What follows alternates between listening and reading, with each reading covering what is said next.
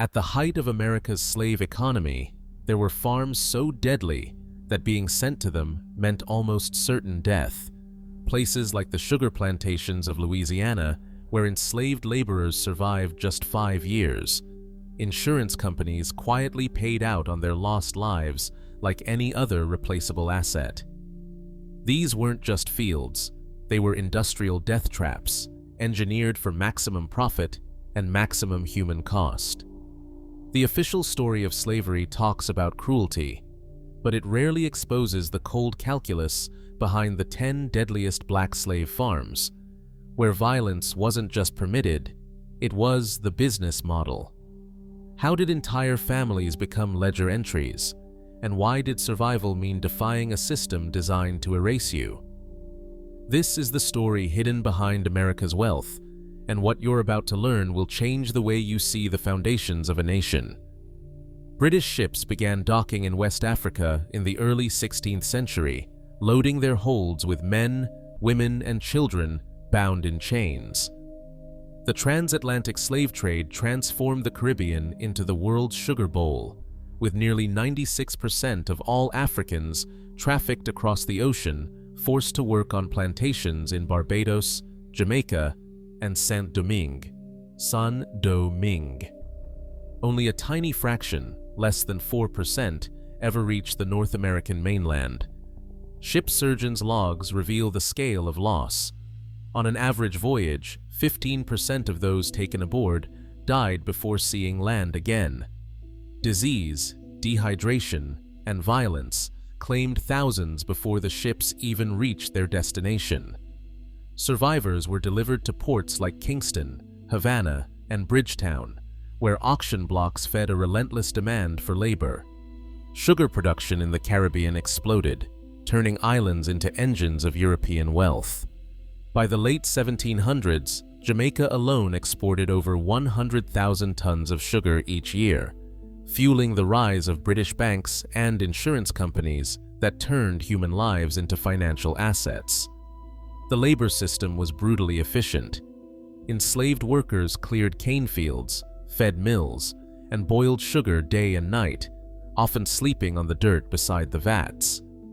The average life expectancy for a field hand in Saint-Domingue dropped to just 7 years. This Atlantic pipeline was not just a story of forced migration, it was a supply chain calibrated for profit and loss. Every death at sea became a line in a ledger, every body lost a calculation for the next shipment.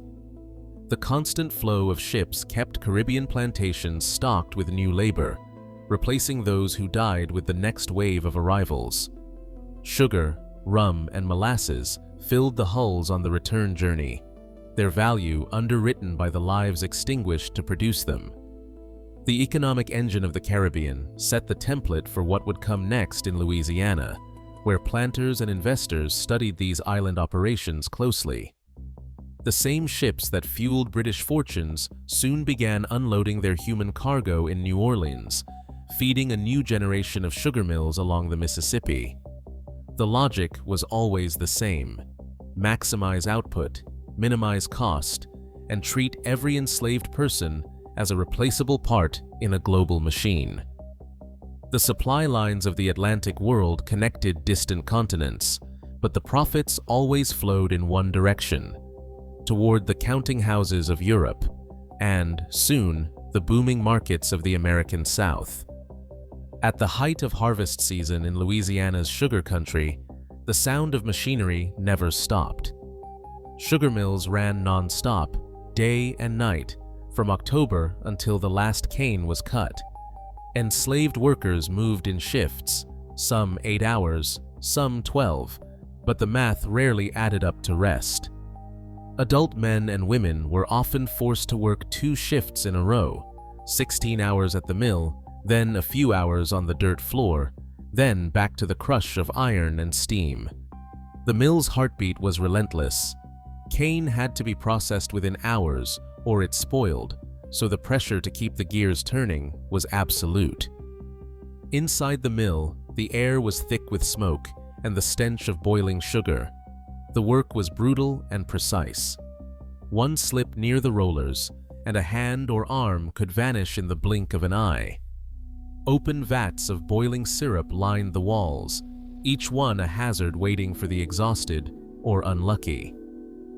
By candlelight, workers fed the cane into the crushers, their bodies slick with sweat, their eyes burning from lack of sleep.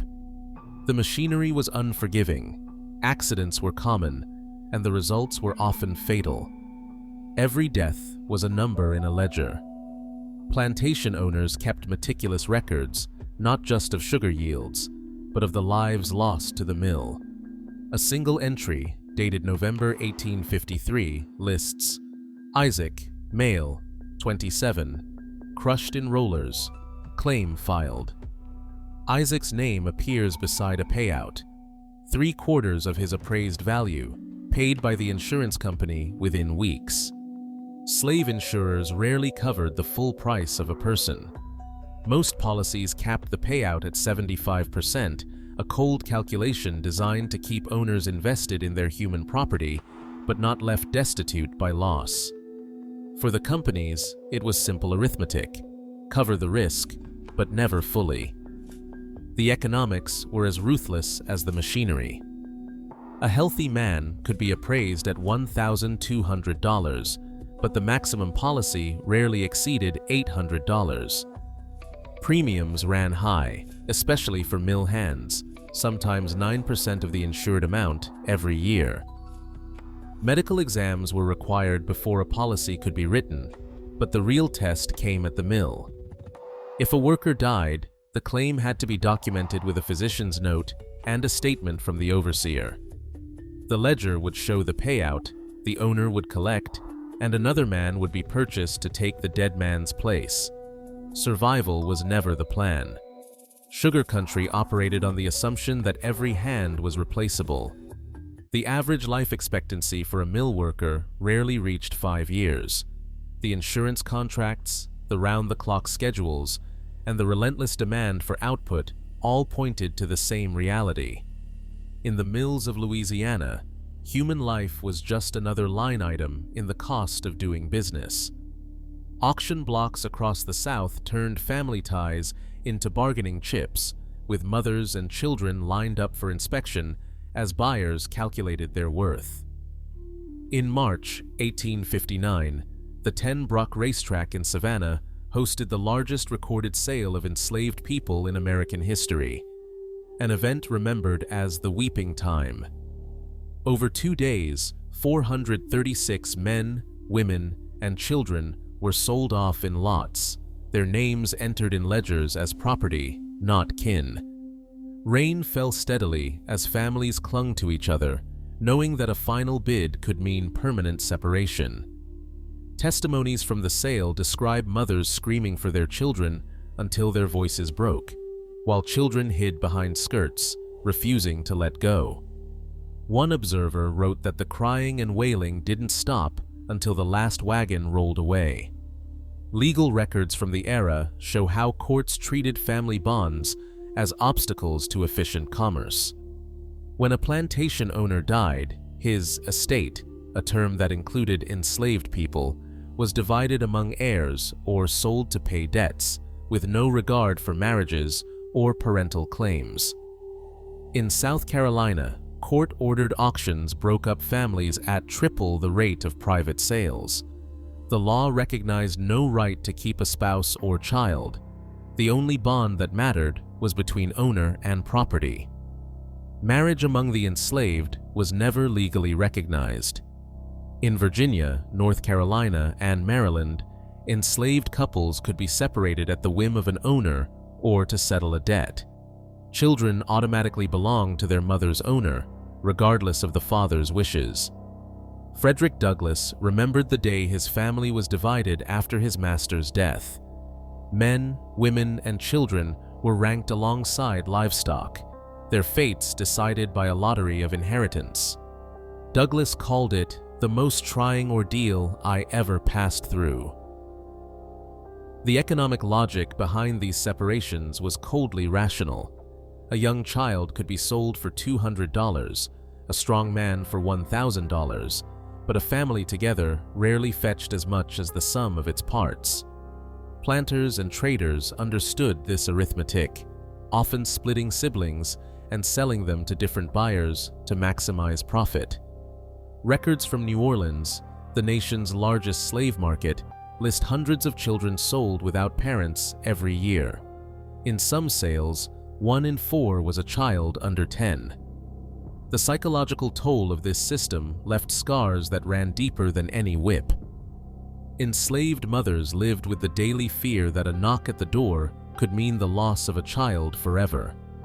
Some responded with desperate resistance, pleading, bargaining, or even hiding children in woods and swamps.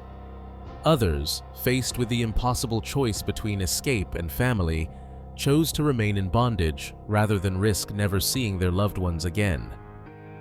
Harriet Jacobs, who hid for 7 years in an attic to avoid her children's sale, wrote, "The mother's love is always stronger than the man's law." The destruction of black families was not accidental, but a deliberate strategy of control. By breaking kinship ties, slaveholders aimed to weaken resistance and ensure obedience. The threat of being sold away from family was used as punishment for defiance, turning love itself into a weapon of psychological warfare. In the words of one enslaved woman, "They could chain my body, but they could not chain my heart. Yet they tried." At the weeping time and countless other auctions, the sound that lingered longest was not the auctioneer's gavel, but the cries of families torn apart. For those left behind, the memory of separation became a wound that never healed, a silent grief passed down through generations. Nat Turner's visions began as flickers, strange patterns in tree leaves, a voice he claimed came from God. By August of 1831, those visions had hardened into resolve. Turner, an enslaved preacher in Southampton County, Virginia, gathered a small group of trusted men. They waited for a sign, and when the solar eclipse arrived, they moved. On the night of August 21st, Turner led his followers into the Travis household, their first target. By dawn, the violence spread, house to house, farm to farm. The group moved with speed and certainty, killing every white person they encountered, sparing neither age nor gender. Within 48 hours, between 55 and 65 white men, women, and children were dead. Word of the uprising raced through the county. Panic gripped the white population. Militia units, armed neighbors, and eventually federal troops mobilized, hunting Turner's group through woods and swamps. The rebellion's numbers swelled to nearly 70, but the momentum faltered. By the morning of August 23rd, at Belmont Plantation, the militia caught up. Most of Turner's followers were killed or captured in the chaos. Turner himself vanished into the woods, evading capture for over 2 months. The backlash was immediate and savage. White mobs and militia swept through Southampton and beyond, killing anyone they suspected of sympathy or involvement. In the weeks that followed, at least 56 enslaved people were executed by court order, many after hasty trials. The violence didn't stop there. Reports from the time estimate that over 120 black people, many with no connection to Turner, were murdered outright by vigilantes. Heads were displayed on fence posts and at crossroads, a warning to anyone who might dream of resistance. In Richmond and across the South, lawmakers responded with new restrictions. Black preaching, assembly, and education were banned.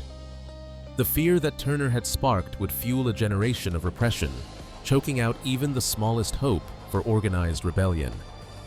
Turner's own confession, recorded before his execution on November 11, 1831, described not just the violence, but the certainty that freedom was worth any cost. His revolt became a symbol, a brief, blazing moment when the enslaved struck back, and for a few days, the order of the South was upended. But the price was staggering.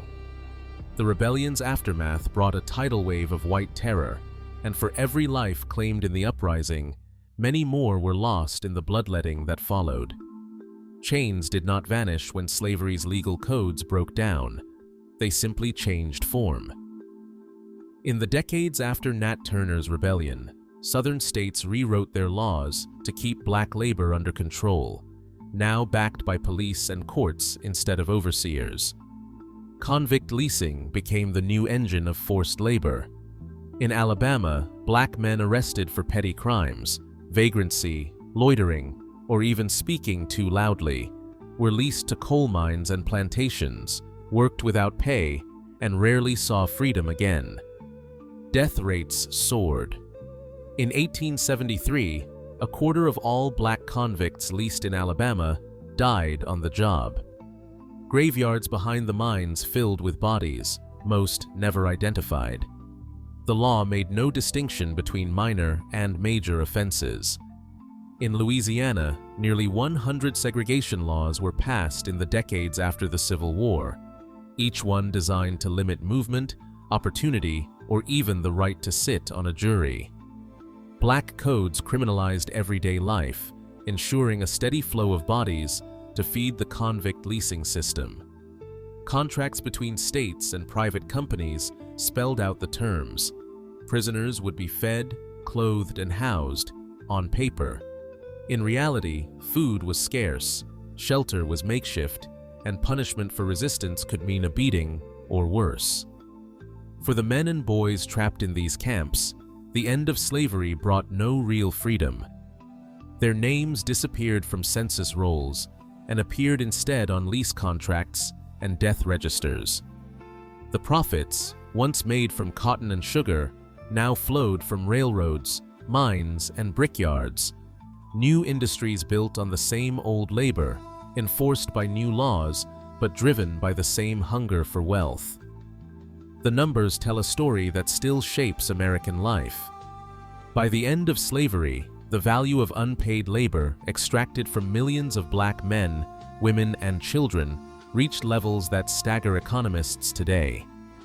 Scholars estimate that if those stolen wages were paid forward with even modest interest, the total would climb past $20 trillion. That's not just a number on a page. It's the missing inheritance for generations of black families, money that built fortunes for others while locking their descendants out of compounding wealth. The gap didn't simply close with emancipation. Today, the typical white family holds about 13 times more wealth than the typical black family. That's not a coincidence. The wealth built on enslaved labor was passed down through property, business stakes, and investments. It bought land, funded college educations, and seeded companies that still exist. Meanwhile, black families started from zero, and the debt only grew as new laws and policies blocked access to land, credit, and fair wages. Political power followed the money. Recent research shows that over 100 current lawmakers are direct descendants of slaveholders. Their family legacies run through old plantation records and into the halls of Congress. Some of the country's most prominent fortunes, names found on university buildings, banks, and insurance companies, trace their roots to the profits of forced labor. The result is a living ledger, a country where the benefits of slavery are still felt by some, and the costs are still paid by others. The unpaid labor of millions didn't just vanish when slavery ended. Its value is written into the fabric of the nation, from generational wealth to the persistent debt that shadows black families today. Records show the average life expectancy for enslaved people on Louisiana's sugar plantations was just 5 years, a stark measure of systematic brutality. Throughout this documentary, we have seen how ledgers, insurance contracts, and auction records reveal a death economy built on forced labor and family destruction. Yet, many details remain hidden. Thousands of names are lost, and not all plantation records have survived or been made public. What is clear is that the violence of these slave farms did not end with emancipation. The convict leasing system, Jim Crow laws, and a 13-fold racial wealth gap are all documented legacies. More than 100 current U.S. lawmakers descend from slaveholders, underscoring how the impact of this history endures. Only by confronting these facts, drawn from preserved documents, testimony, and data, can we understand the true cost of the deadliest slave farms and the ongoing debt owed to their victims.